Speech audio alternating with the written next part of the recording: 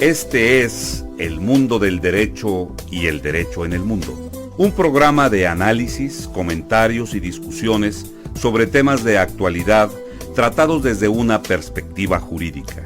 Y ahora con ustedes, el doctor Carlos Gabuardi. Bienvenidos a su programa El Mundo del Derecho y el Derecho en el Mundo. En esta ocasión tengo como invitado a una persona, a un abogado extraordinario. Me refiero al maestro Julio César Ortega. Julio es una persona que ha tenido una amplia experiencia en el mundo empresarial, principalmente en el ámbito financiero, en donde ha sido director y subdirector jurídico de algunas importantes empresas en el ramo de las afores y otras actividades de esta naturaleza. Intelectualmente inquieto, estudió su licenciatura en Derecho en la Facultad de Derecho de la Universidad Nacional Autónoma de México, la que también le otorgó el grado de maestro en Derecho, la maestría en Derecho, donde realizó una amplia tesis con el tema de las sociedades mercantiles y las sociedades extranjeras que actúan en México. Asimismo, Julio ha desarrollado diferentes cursos de especialización, especialmente notorios son sus especialidades en la Universidad Panamericana en la Ciudad de México y también un curso de especialización en amparo dado por el Consejo de la Judicatura Federal, por no mencionar sus incursiones en cursos sobre oralidad mercantil en la Universidad de Monterrey y otros diversos diplomados en las casas de la cultura jurídica de la Suprema Corte de Justicia de la Nación. Julio, muchísimas gracias por aceptar compartir conmigo estos micrófonos. Sin lugar a duda, el derecho juega un rol de gran importancia en la vida de la empresa. A mí me gustaría, si tú me hicieras el favor, que me ayudaras a incursionar sobre la importancia que tiene el derecho en la vida de la empresa a partir de tu propia y amplia experiencia profesional. Con todo el gusto, doctor Gabuardi.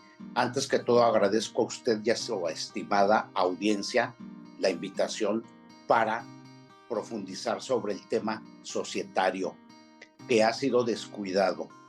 Doctrinariamente hablando, una persona jurídico-colectiva se traduce en aquella combinación de recursos o esfuerzos que realizan dos o más personas para la realización de una finalidad común con el ánimo de lucro, obtener un beneficio.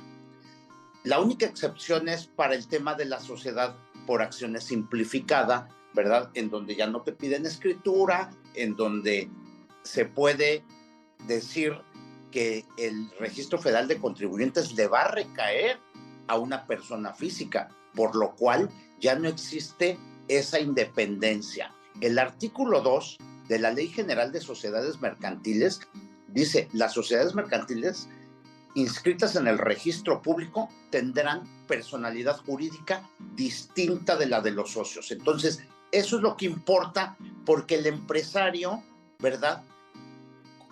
Todo el patrimonio que se afecta tienen los mismos atributos que las personas físicas y tienen un registro federal de contribuyentes. Va a afectar a la sociedad, no va a afectar al patrimonio de los accionistas. Ellos nada más van a responder hasta sus aportaciones. ¿Me explico? Y en el mundo del día a día, nosotros vemos que se constituyen muchas sociedades mercantiles en el país, y las que proliferan es la sociedad anónima de capital variable y aquí las empresas familiares utilizamos una es la de sociedad de responsabilidad limitada de capital variable, que más o menos tiene sesgos del derecho norteamericano, ¿verdad? La utilizan mucho cuando los accionistas son extranjeros o norteamericanos en particular. Londinenses les gusta mucho la SDRL. Básicamente, aunque existen otros tipos societarios, pero en la práctica han entrado en desuso. La sociedad de nombre colectivo, la sociedad en comandita simple y la sociedad en comandita por acciones, la verdad ya nada más pasan a ser historia. Claro, esto es en realidad mucho de lo que sucede en México. Quizá en alguna ocasión haya oportunidad de conversar ampliamente sobre las sociedades en nombre colectivo y las sociedades en comandita simple y por acciones, en donde hay algunas grandes empresas, incluyendo FedEx y algunas otras importantes empresas extranjeras que han utilizado, y también algunas nacionales, que han utilizado estos tipos societarios y algunos otros tipos de modalidades societarias sobre las que eventualmente también valdrá la pena conversar. Pero me parece muy interesante la manera en cómo has iniciado el tema, distinguiendo entre la sociedad anónima convencional, aquella que todos, con la que estamos mayormente familiarizados, y la sociedad anónima simplificada, que es una forma societaria que se ha creado para fomentar el desarrollo de pequeñas y medianas empresas. A mí me gustaría quizá preguntarte dos cosas en relación a la sociedad anónima simplificada. La primera cosa es, este tipo societario también otorga una personalidad jurídica distinta a la del socio que la constituye, la primera. Y la segunda, si existe también una limitación de responsabilidad por las aportaciones, tal y como sucede en la sociedad anónima convencional. Con todo el gusto. Aunque desde el punto de vista formal, sí hay una personalidad jurídica distinta, para efectos del Registro Federal de Contribuyente, quien lo afecta es el accionista simplificado. Entonces, a mí me han tocado asuntos de controversias entre dos socios, en donde el que tiene la responsabilidad patrimonial es la persona física. Entonces, para mi punto de vista, formalmente hablando, la ley nos dice en el artículo primero, esta ley reconoce los siguientes tipos de sociedades, y en la fracción sexta dice sociedad por acciones simplificadas, ¿verdad? Y el artículo 2 nos dice, tienen personalidad jurídica distinta de la de los socios, adelante. El problema es que el Registro Federal de Contribuyentes que se afecta es el de la persona física simplificada. Luego entonces, cuando existan obligaciones con el fisco, con terceros, como el IMSS, el Infonavit, se afecta directamente el Registro Federal de Contribuyentes de la persona física. Luego entonces, para mí, yo diría que son verdades de perogrullo decir que sí hay una personalidad distinta, plena.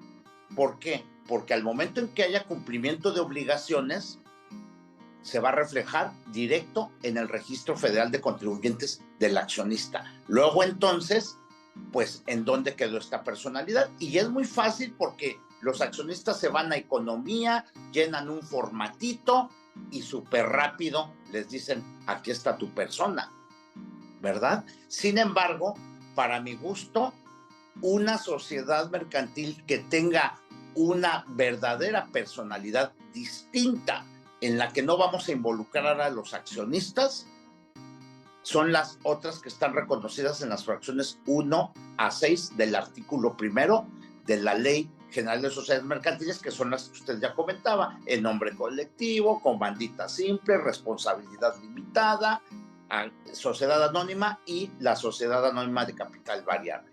Básicamente.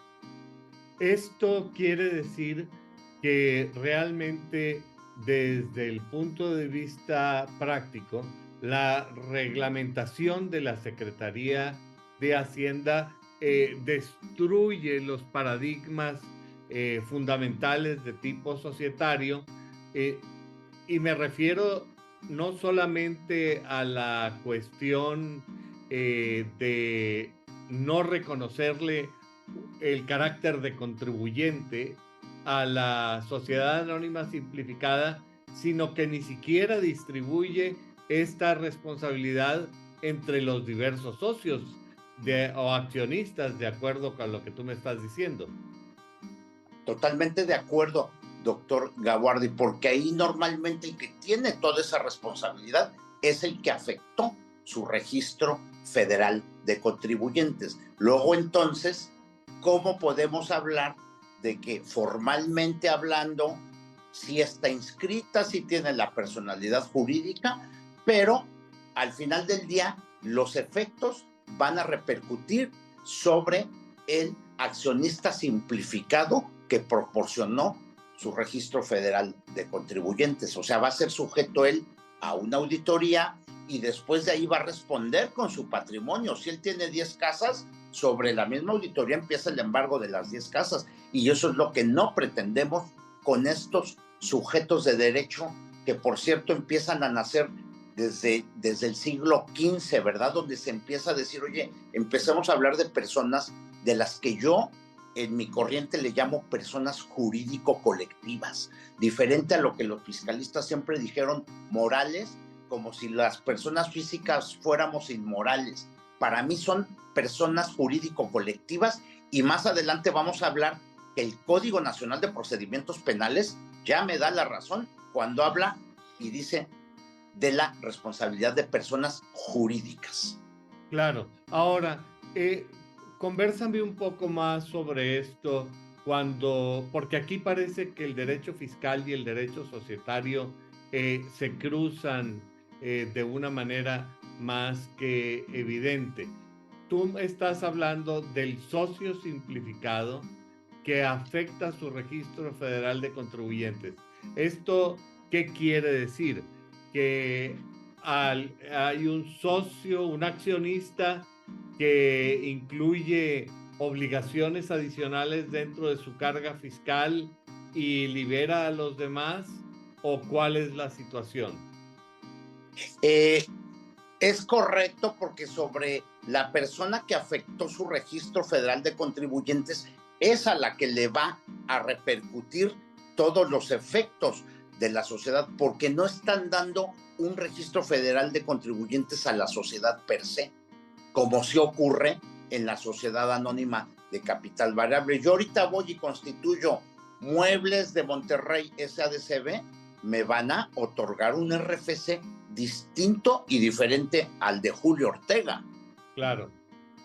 ¿Verdad? Y en la simplificada, yo tengo que dar el OEGJ 720312, mi fecha de nacimiento, mi padrón en el Registro Federal de Contribuyentes. Luego, entonces, pues yo me convierto en, ya no es esa responsabilidad solidaria, subsidiaria y limitada, sino que directamente me va a pegar en esa tesitura, responder solidaria, subsidiaria e ilimitadamente. Es decir, que entonces quizá esta fantasía o esta idea que se vende con respecto a la facilidad para constituir nuevas sociedades usando el régimen de sociedad anónima simplificada, en realidad parecería ser un espejismo, porque no solamente no resuelve un problema fiscal, sino que crea un problema fiscal y desconoce la situación corporativa de carácter societario entre las personas que lo integran. Coincido totalmente con usted, por eso es que profesionalmente hablando jamás he recomendado. Los que me han llegado es porque ya tienen problemas entre los dos accionistas simplificados. ¿Y qué es lo que pasa? que pues bueno, ahí ellos no llegan a acuerdos, diferente al de las sociedades anónimas, en donde podemos decretar una asamblea, un aumento de capital y ciertas estrategias que se utilizan, ¿verdad?, en el mundo del derecho corporativo. En la sociedad, pues por acciones simplificadas, vemos que su consolidación está a partir del artículo 260 y siguientes, donde se ponen ahí ciertas reglas, pero para mi gusto no existe una personalidad jurídica que nada más afecte a la sociedad per se. Sí va a dar la cara, pero cuando existan los incumplimientos, luego los acreedores se van a ir con el Registro Federal de Contribuyentes del accionista que lo proporcionó. 260 y siguientes de la Ley General de Sociedades Mercantiles, me imagino. Es correcto.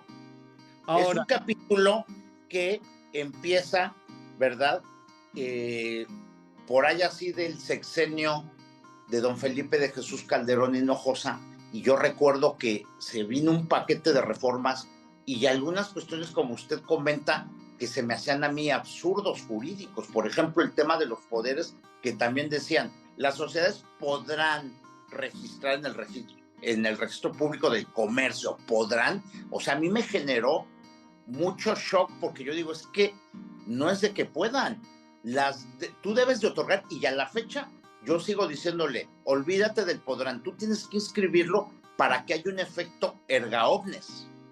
Así es, porque para darle efectos de publicidad a un poder general, quizá no así en el caso de los poderes especiales.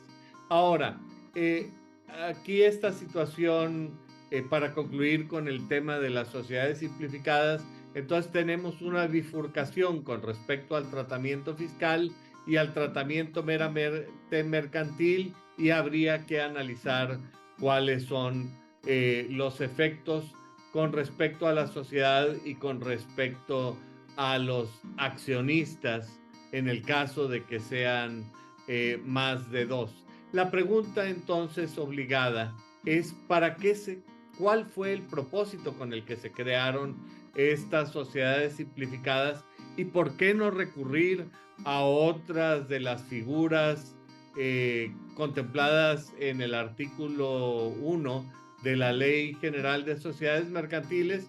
Porque tradicionalmente la razón por la que las personas no han querido formar o constituir sociedades en nombre colectivo es por el tremendo temor a la responsabilidad personal, porque en realidad es un miedo infundado, porque tú lo acabas de decir, es una responsabilidad subsidiaria, y esto quiere decir que primero habría que agotar el capital de la propia sociedad. Pero en el caso de la simplificada, la responsabilidad no es subsidiaria, sino directa.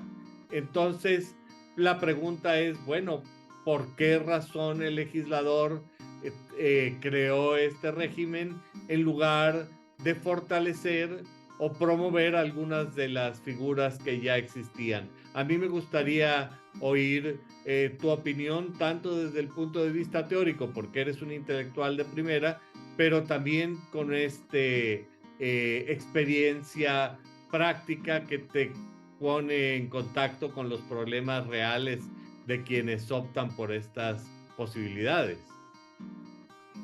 Con todo el gusto, doctor Gaguardi. Yo recuerdo que el discurso que siempre se dio por parte del expresidente y era de que vamos a simplificar, vamos a hacer paquetes para que pues ahora los empresarios no tengan que pagar escrituras públicas, y por eso es que por internet se llena el formulario y por internet les otorgan todo, y era un paquete de facilidad. Así lo estuvieron comentando en sociedad.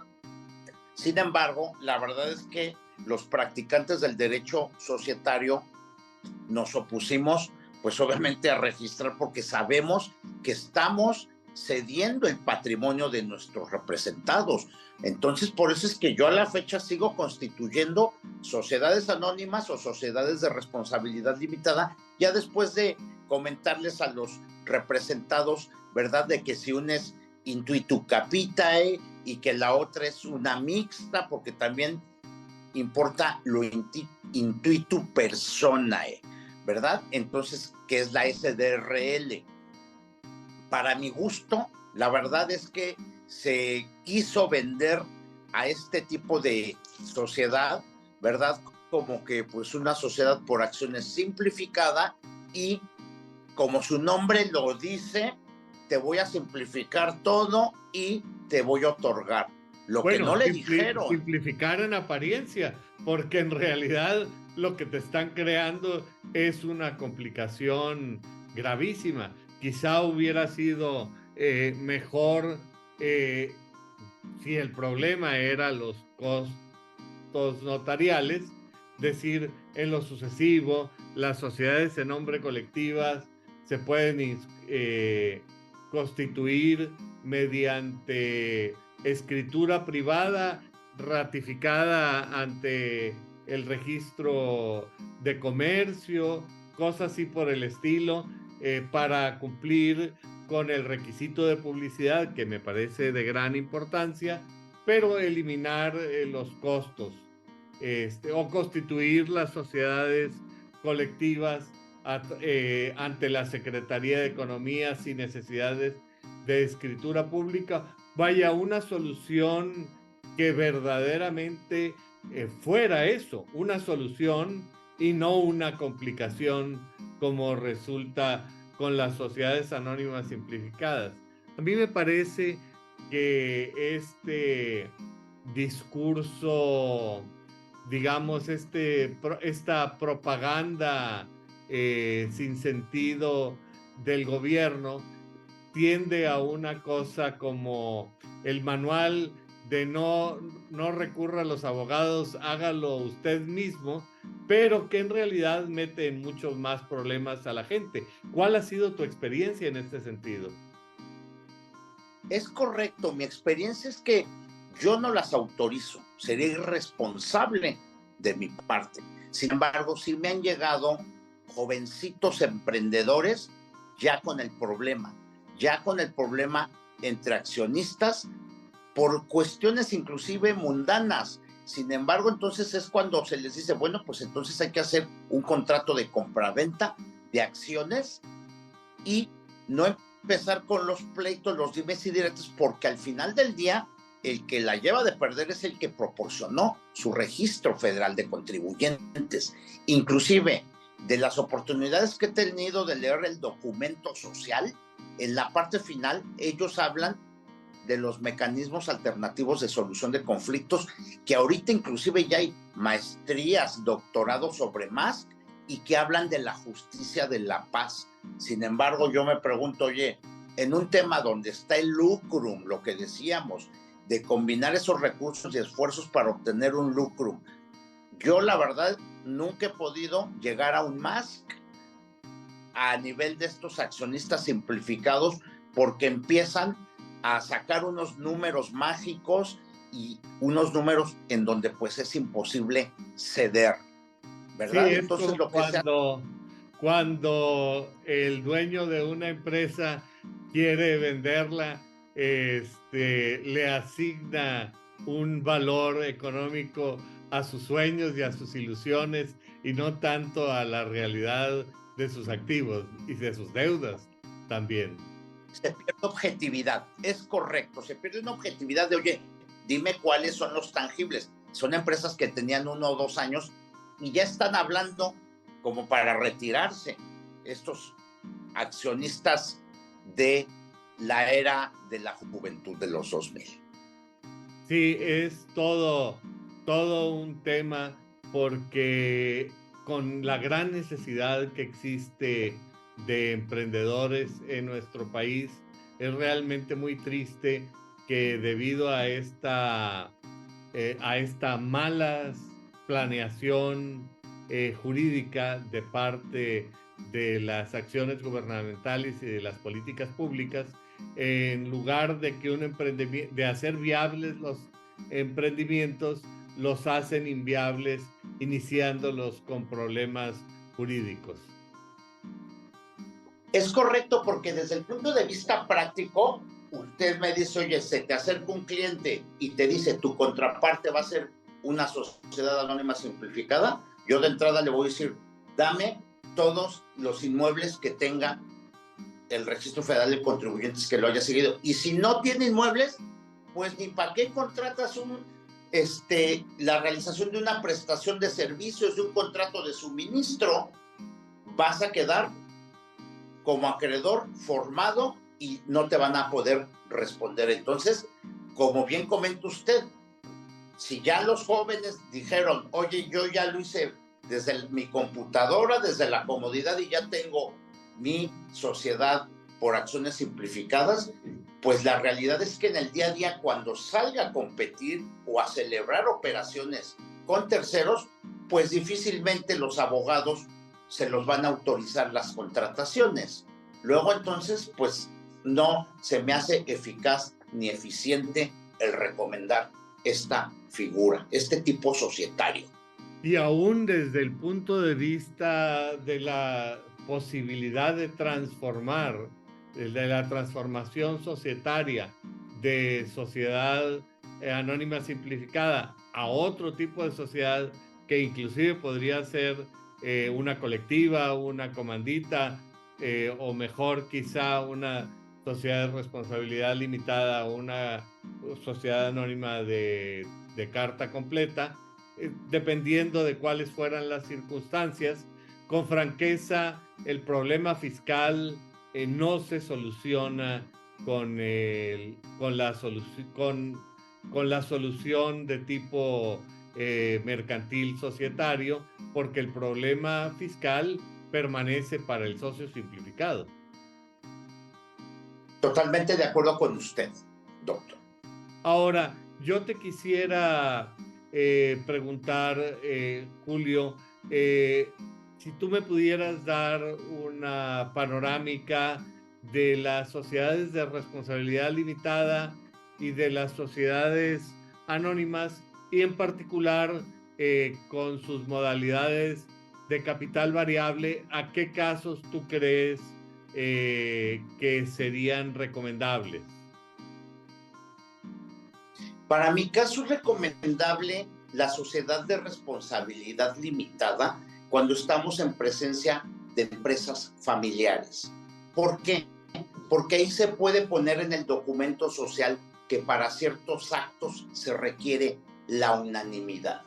Por eso es que a la sociedad de responsabilidad limitada doctrinariamente no se le considera como una sociedad intuitu capitae, que lo que importa es el capital, sino mixtura. Lo que importa es lo intuitu capitae y lo intuitu personae. Importa la persona, el papá, el cuñado, el tío, ¿verdad? La naturaleza y calificaciones personales de los socios. Así es. Y en la sociedad anónima, pues como su nombre lo indica, ahí lo que importa es que el accionista haya aportado el 51%, y con eso, por eso es que la doctrina las denomina como sociedades intuitu capitae. La persona se deja a un lado. Lo que importa es levantar la mano y tener el 51% del capital social para poder adoptar resoluciones de las asambleas ordinarias. Esa es una de las diferencias, porque en la práctica vemos, ¿verdad?, que inclusive la sociedad de responsabilidad limitada, pues puedes designar comisarios o puedes decir, yo me voy con un gerente general, ¿verdad?, que al final del día va a ser el representante legal. Y para efectos de la sociedad anónima, ahí a fuerza debe de existir un comisario, pero lo que a mí me gustaría es que el comisario tuviera una independencia, porque la realidad, lo que se ha vivido, es que normalmente el comisario pues es un trabajador que depende, es un contador que depende de la empresa, entonces pierde la objetividad, pero el cargo de la comisaría es precisamente total de la institución, ¿verdad? Totalmente, porque su finalidad es vigilar, vigila el órgano de administración, ¿verdad?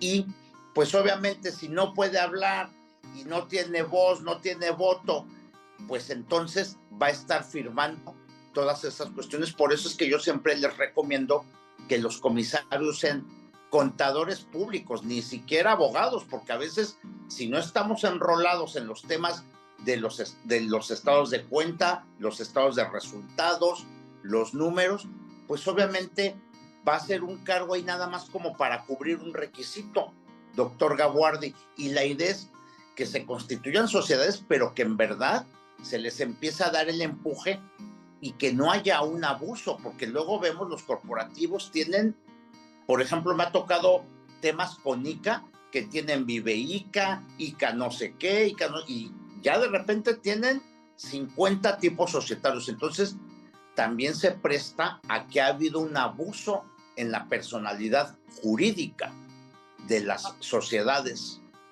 en México.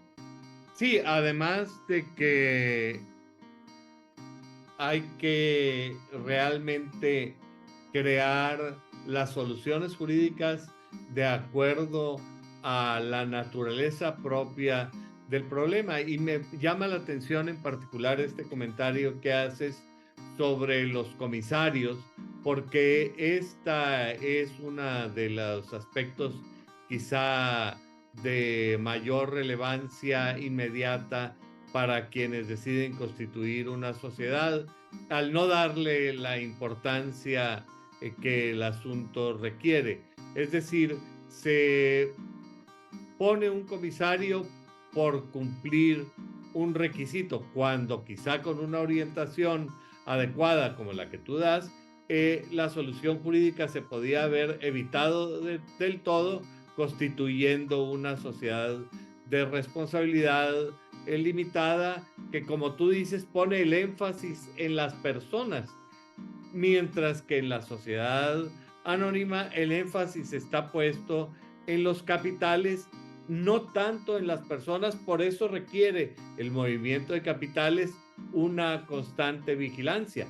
Lo que me parece que tú nos estás diciendo es que los comisarios, se nombra a un comisario por tratar de llenar el expediente, quizá un subordinado, quizá alguien que depende, quizá mismo un familiar, pero la gente no se está dando cuenta de las responsabilidades civiles, mercantiles y fiscales que le está atribuyendo a esta persona.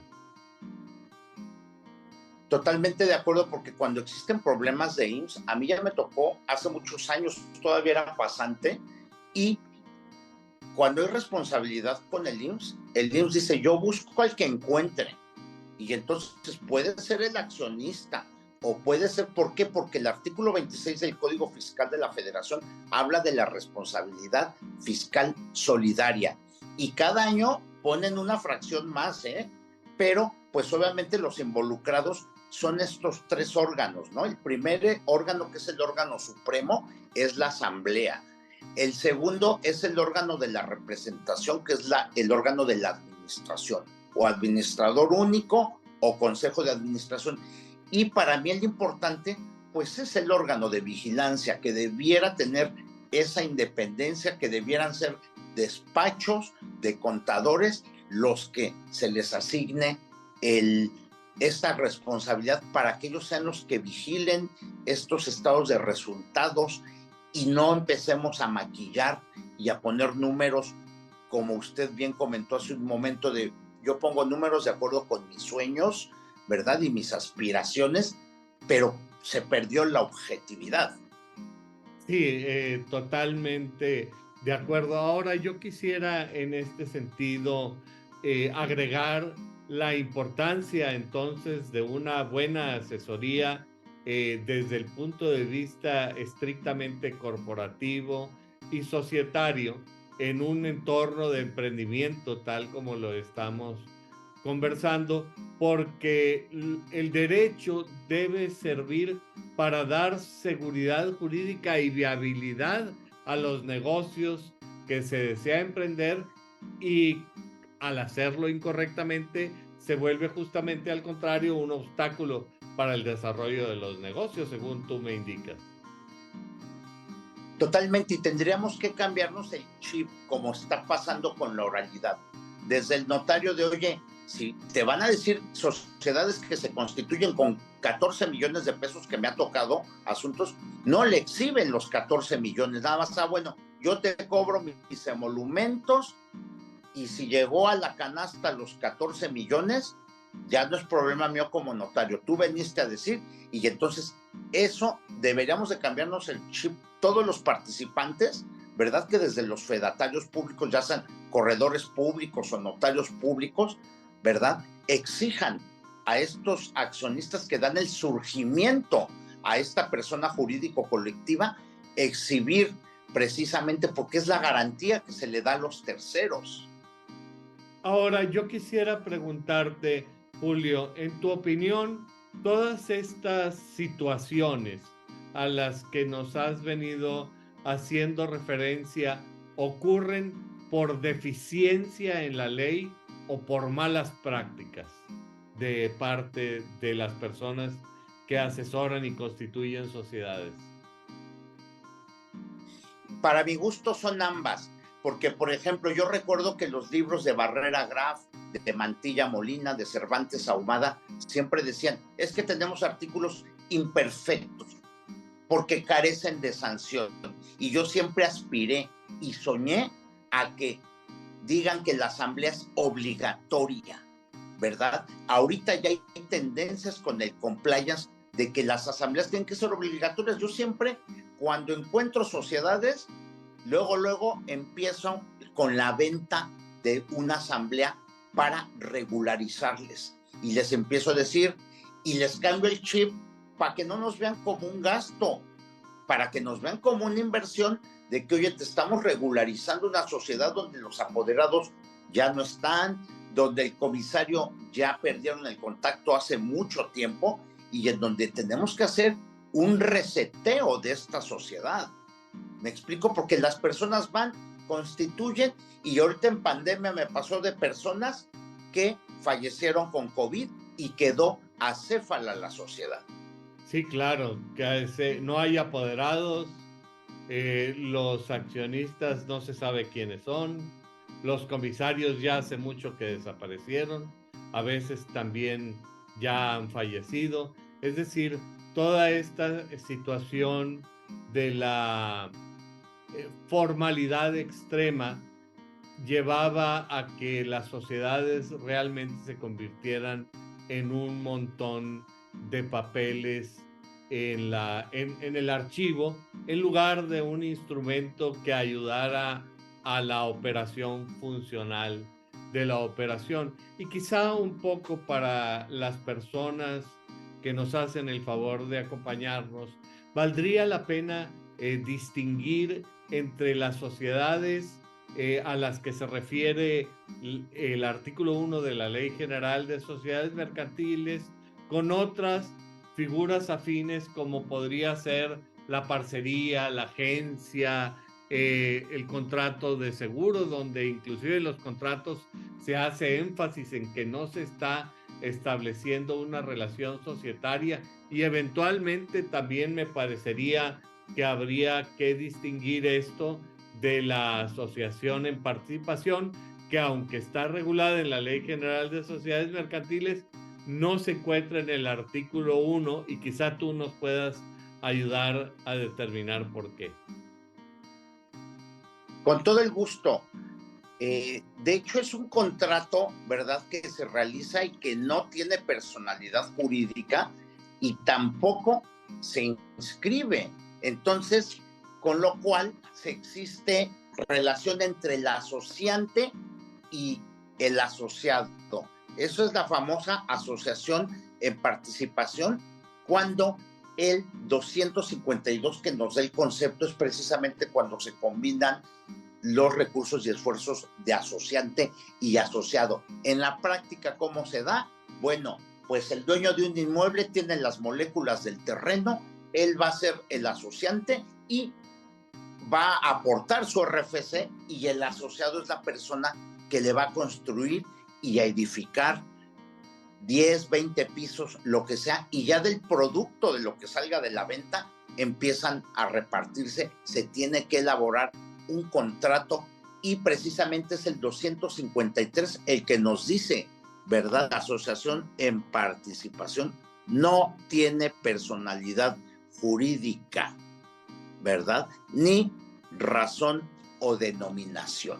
Simplemente los practicantes elaboramos un contrato privado y para darle seguridad jurídica, yo siempre en todos mis contratos les pido la ratificación ante un notario, precisamente para que después no vaya a haber un desconocimiento de que firmé con la mano izquierda y a la mera hora digo, no es mi firma, porque no es lo mismo si yo firmo con mano izquierda que con la mano derecha, ¿me explico? Entonces, ya viendo la fe pública de un notario, de cualquier contrato privado, ahorita toda tu audiencia pues se empieza a enterar de estos como tips que empezamos a obtener precisamente para que tengan una mayor seguridad jurídica ellos.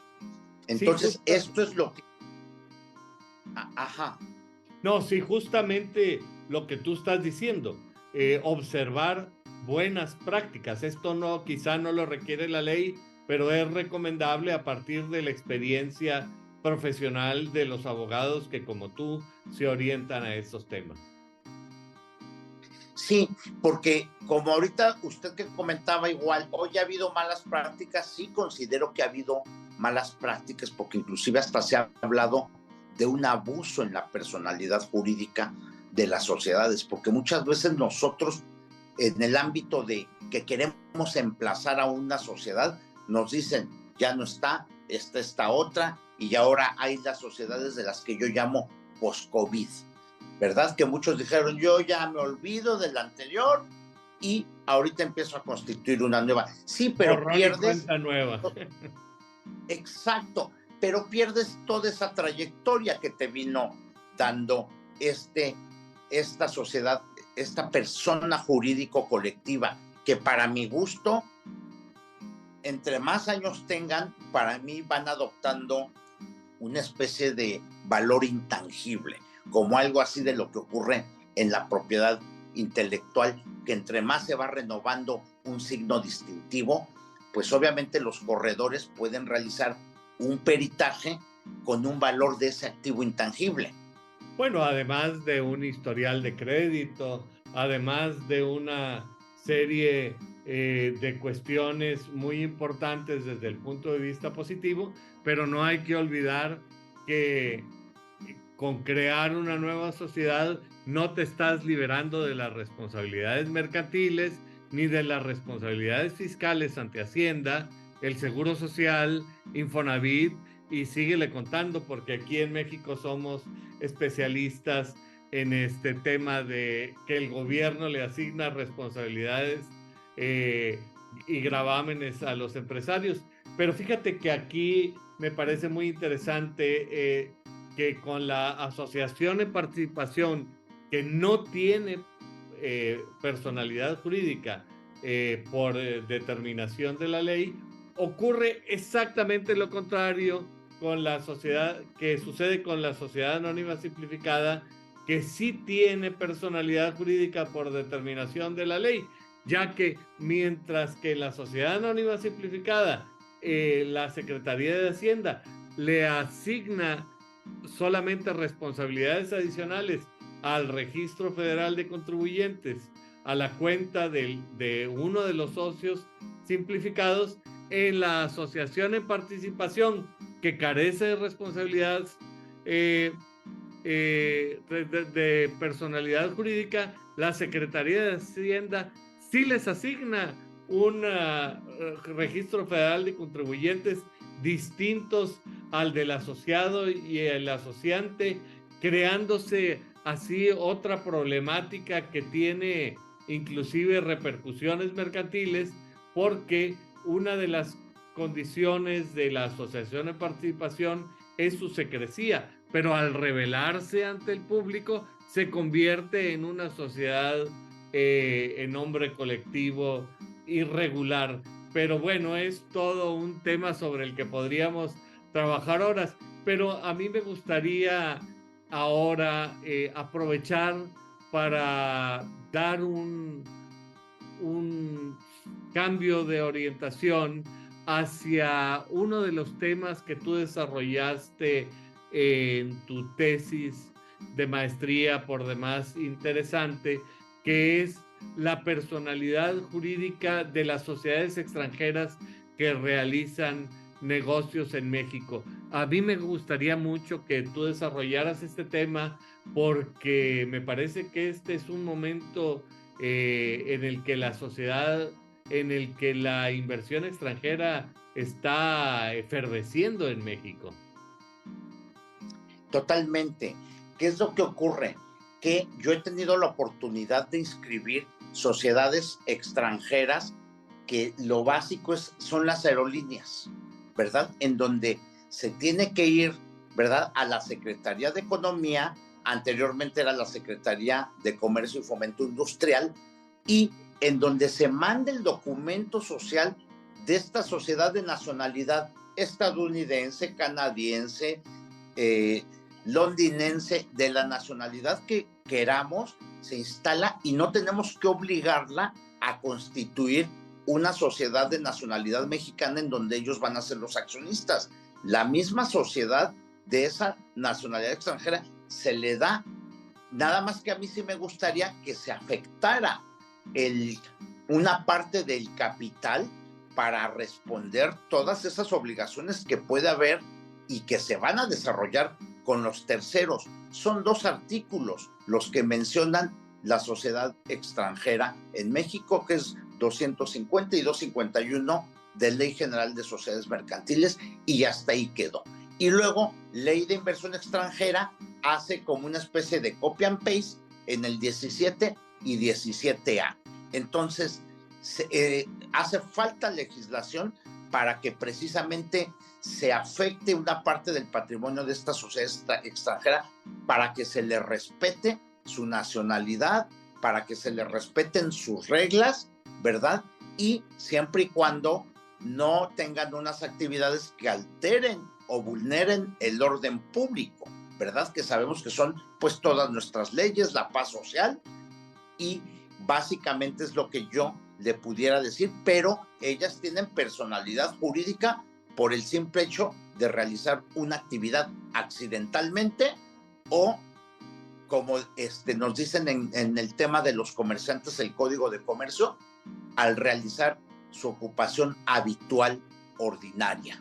Es decir, por ejemplo, una aerolínea, que tú, me refiero a las aerolíneas porque es el ejemplo que tú estás poniendo, que en lugar de constituir una nueva sociedad para operar sus actividades, lo que tú le recomiendas es que aproveche su propia personalidad jurídica y a través del trámite que establecen los artículos finales de la Ley General de Sociedades Mercantiles, se inscribe en México para regularizar su situación y realizar de manera permanente actividades de carácter comercial. Sin embargo, la observación que tú haces me parece muy importante, porque estas empresas están generando actividades comerciales que implican responsabilidad, independientemente que también pueden generar responsabilidades civiles no contractuales, etcétera, pero al no tener un patrimonio en México, pues tan sencillo como cerrar la puerta y ahí nos vemos. Totalmente de acuerdo, por eso es que yo sí digo que hay una afectación, porque si llega y hay algún incidente con uno de los aviones, pues todos los que estén ahí en ese vuelo, todo el tema del daño moral que se va a generar para cada una de las familias de estos pasajeros. Entonces ahorita a la fecha nada más se va a la Dirección General de Inversión Extranjera, se mandan los documentos en versión al inglés, francés, chino, mandarín, lo que sea, se manda la traducción, se llena un formato y al cabo de 15 días la Dirección General de Inversión Extranjera expide, ¿verdad?, la autorización para que pueda operar como sociedad extranjera. Ese es el problema que vemos, que falta legislación. Como sociedad extranjera, pero autorizada plenamente para desarrollar negocios en México. Inclusive celebrar contratos, contraer obligaciones, prestar actividades en el territorio nacional, contratar empleados, con todo lo que implica Seguro Social, Infonavit, etcétera. ¿Es correcto esto? Es correcto, totalmente de acuerdo, doctor Gabuardi. Pero desde el punto de vista de exposición de la sociedad extranjera, pues lo que nos estás tú diciendo es que la sociedad, si bien tiene personalidad jurídica, carece de un patrimonio para enfrentar sus obligaciones. Totalmente, porque no ha habido, ¿verdad?, una reforma en la que se fomente que las sociedades extranjeras se les va a respetar su nacionalidad, su objeto social, sus actividades, siempre y cuando no atenten el orden público de la República Mexicana. Y ahí es donde, ¿sabes qué? Tienes que afectar cierto patrimonio de acuerdo a tus actividades, porque si se llegan a incumplir, como usted bien comenta, me regreso a mi país y entonces se tiene que empezar una serie de exhortos, cartas rogatorias, y ahí ya entra el derecho procesal internacional. Y entonces, pues para los acreedores va a ser más complejo que acudir a los tribunales de aquí y entonces pedir que haya esa afectación. Es la parte que yo veo que tenemos ahí, ese vacío legal. Porque, por ejemplo, si yo le incumplo a ellos, pues ellos sí pueden, con esta autorización y con un poder, acudir a demandarle a todos sus deudores. Ellos sí podrán acudir a tribunales. Y el problema es que para el acreedor, en donde se convierte responsable la sociedad extranjera, pues no hay una afectación. ¿De qué le vale empezar juicio si a la mera hora de que se tenga una sentencia, el problema va a ser la ejecución de la misma? Sí, es decir, tú estás marcando un claro desequilibrio entre las posibilidades jurídicas de quien tiene la autorización para hacer negocios en México y las posibilidades jurídicas reales de quien considera a esta sociedad extranjera un acreedor. Yo recuerdo que en alguna ocasión me tocó el caso de una sociedad extranjera que hacía negocios en México, que simple y sencillamente desapareció de la noche a la mañana y los trabajadores se quedaron, como normalmente se dice, colgados de la brocha. Y la solución jurídica de tener que ir a pelear a un tribunal extranjero resultaba tan gravosa que hacía que su derecho se convirtiera en verdaderamente nugatorio. Totalmente, porque volvemos a lo mismo. En el 17A de la Ley de Inversión Extranjera nos dicen los requisitos: que dichas personas, ¿verdad?, acrediten que están constituidas de acuerdo con las leyes de su país. Está bien, no hay problema. Y luego dice que el contrato social y demás documentos no sean contrarios al orden público. Pero aquí, salvo la mejor opinión de usted y de su audiencia, estimo que también se debe de agregar que haya una afectación, ¿verdad?, y que haya estados financieros para estar reportando en favor de los acreedores, y no ocurran estas cuestiones de que vienen a operar y de repente ya hay un cúmulo de responsabilidades y de la noche a la mañana se desmantela todo. Sí, con franqueza, a mí me parece que tú estás poniendo el dedo en la llaga y señalando algunos de los muchos problemas que existen en la práctica jurídica y que eventualmente los abogados que nos dedicamos a esto tenemos que prever a través de estructuras de tipo contractual o de otra naturaleza para garantizar que nuestros clientes eventualmente quedarán protegidos. Pero habrá personas que sufren un daño extracontractual o personas que carecen de los medios porque simplemente son pequeños o medianos negocios que eventualmente corren el riesgo de quedarse sin ninguna garantía. Totalmente de acuerdo. Es correcto, doctor Ahora, Gabo, dime, porque dime. no hay un patrimonio que se le exija a esta agencia o sucursal de la sociedad extranjera que va a establecer aquí en México su sucursal. Esa es la parte que falta, y ya nos falta desde hace mucho tiempo. La Ley General de Sociedades Mercantiles 1932 a 2023 que estamos. Entonces sería interesante que ya estemos a tiempo de decir, oye, con tanta globalización, con tantas empresas extranjeras, para ya no estar creando sociedades mexicanas, que se les respete su nacionalidad, su documento social, pero que también empiecen a afectar un patrimonio en México. Sí, exactamente, un capital constitutivo o que permita estabilizar sus obligaciones frente a terceros.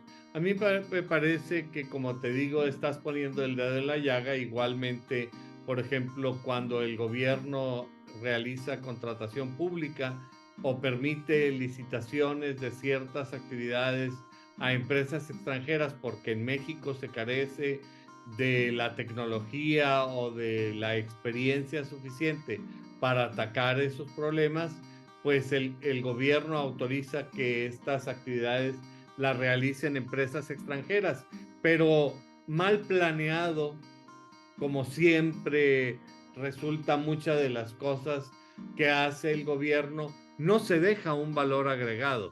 Yo recuerdo cuando trabajaba en el Banco Mundial que en este tipo de licitaciones internacionales se exigía que a la empresa extranjera que participaba en estos proyectos incluyera obligatoriamente un porcentaje de componente nacional para que el país creciera en desarrollo tecnológico y experiencia en materias que quizá no había tenido la oportunidad de desarrollarse. ¿Cuál es tu opinión sobre este tema?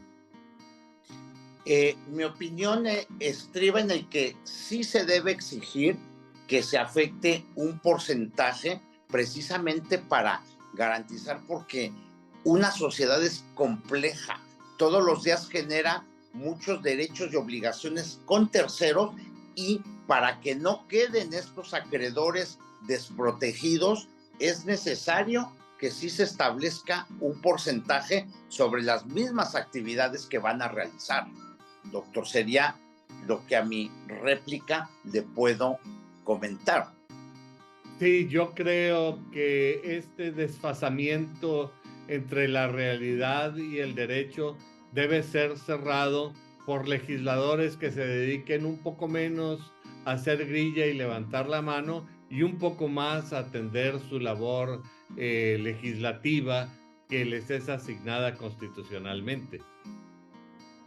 Totalmente de acuerdo, porque vemos que ahorita hay muchos temas en las agendas legislativas, temas de vanguardia de derechos humanos, estoy de acuerdo, pero estimo, salvo la mejor opinión de usted y de su estimada audiencia, que tenemos un código de comercio despedazado, con puras leyes especiales. Tenemos una ley general de sociedades mercantiles muy old fashion, tenemos una ley general de títulos y operaciones de crédito igual. Yo me pregunto, oiga, y no pudiéramos estar hablando ya, si estamos en la oralidad y en los tribunales, no pudiéramos estar pidiéndole a las sociedades mercantiles, oye, celebra tu asamblea general de accionistas, así como usted y yo estamos platicando, ¿verdad? Que ya se empiece a solicitar para que también se vea ahí la voluntad de cada uno de los accionistas y existe un registro de videograbación. Es decir, realmente ya no es necesario tener papel y 5 hojas al carbón para sacar las copias, porque ya se inventaron las computadoras y las fotocopiadoras, tema que parece que nuestra legislación desconoce e ignora totalmente, no digamos la aparición de la Internet. Totalmente, porque entonces nos convertimos en decir, son actas de papel. Y la idea es que no. La idea, yo sí me tocó presenciar en mi altura inventiva que hacía como jovencito estudiante, que me llevaban mis jefes en aquel entonces, don Guillermo Díaz de Rivera Álvarez, en donde yo ponía los votos y los contabilizaba. ¿Qué accionista se está votando a favor, quién en contra? Y se redactaba en las actas, en verdad, qué problemas había, ¿verdad? Hoy por hoy, pues veo y me da la impresión de que, bueno, ya tenemos el documento y así se utiliza, y lo típico es que así se ha hecho siempre. Entonces, la idea es que también hagamos asambleas acercadas a la realidad, a la necesidad de los mismos accionistas, y que hagamos también redactar sus sentires de los mismos, ¿verdad? No que la tomemos nada más como un requisito para poner palomazo y para decir, ya cumplimos, ¿verdad?, con la sociedad, porque es un ente complejo. Me parece que en este sentido es importante lo que tú has venido enfatizando desde un principio, en que el derecho debe convertirse en un vehículo instrumental eficiente para el desarrollo de las actividades propias de los negocios. Porque en esa manera le vamos a dar certeza jurídica a los accionistas, le vamos a dar certeza jurídica a todos los acreedores, e inclusive a los mismos bancos que otorguen créditos a estas empresas, y no hagamos nada más constituir sociedades por constituir, ¿verdad? Sí, a mí me parece que con franqueza el tema es tan interesante y que nos hemos pasado ya 1 hora conversando. El tiempo vuela y creo que todavía nos queda pendiente el tema del compliance, que yo creo que habrá que dejarlo para otra ocasión, porque si no, le seguimos aquí 3 y 4 horas. Nosotros muy a gusto, pero el público tendría que soportarnos por igual número de horas. Así es que al ir acercándose el fin de este programa, a mí me gustaría, Julio, por un lado, comprometerte para que nuevamente te reúnas conmigo en estos micrófonos para conversar sobre estos importantes temas, y por otro, me gustaría pedirte que nos hicieras el favor de dirigir un mensaje para el público que semana a semana nos hace el favor de acompañarnos, quizá enfatizando algunos de estos interesantes temas que tú has ido desarrollando a lo largo de esta conversación. Encantado de la vida, doctor Gaguardi. Bueno, pues agradecer a su programa, a usted, a todas las instituciones y a su estimada audiencia, ¿verdad? Y la verdad es que a mí me gustaría dejar el mensaje de que tenemos que innovar en materia de sociedades mercantiles, de que tenemos que tener y no estar al margen, ¿verdad?, de la ley, sino estar en una cuestión activa, tener nuestros comisarios que sean contadores públicos, que tengan su independencia, y celebrar verdaderas actas de asamblea en las que se viva la emoción que tienen los accionistas, sus preocupaciones, sus proyectos, porque en esa medida estás realizando una sociedad sana. De lo contrario, vamos a estar en lo mismo de nada más hablar de actas de papel. Actas de papel y papeles en el archivo, en lugar de verdaderos instrumentos jurídicos que te ayuden a eficientar tus actividades. Exactamente, doctor Gaguardi. Pues Julio, realmente te agradezco mucho tu generosidad al compartir conmigo este espacio, y quisiera decirle al público que semana a semana nos hace el favor de acompañarnos, que su opinión es importante para nosotros. Nos gustaría saber cuáles son los temas que son de su especial interés, y trataremos de abordar el tema con un experto como al que hoy tenemos sentados en esta mesa. Muchas gracias, Julio, y hasta la próxima semana. Muchísimas gracias. Que tengan excelente tarde.